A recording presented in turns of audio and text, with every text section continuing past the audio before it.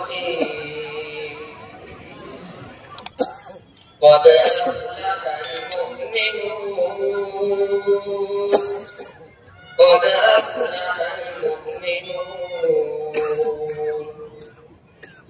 الذين هم في صلاتهم خاشعون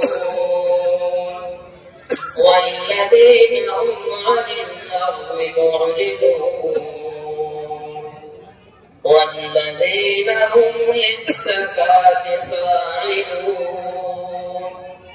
والذين هم لفروجهم حافظون إلا على أزواجهم أو ما ملكت أيمانهم فإنهم غير ملومين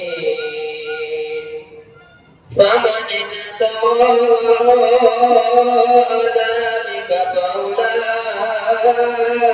هم العادون والذين هم لأماناتهم وعهدهم راعون والذين هم على صلواتهم يحافظون أولئك هم الوارثون الذين يرثون الفردوس هم فيها خالدون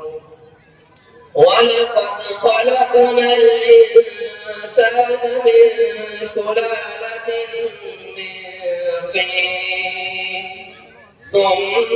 جعلناه نطفة في قرار مكين ثم خلقنا النطفة علقة فخلقنا العلقة مضغة فخلقنا المضغة عظاما فكسونا العظام لحما ثم أنشأناه خلقا آخر فتبارك الله أحسن الخالقين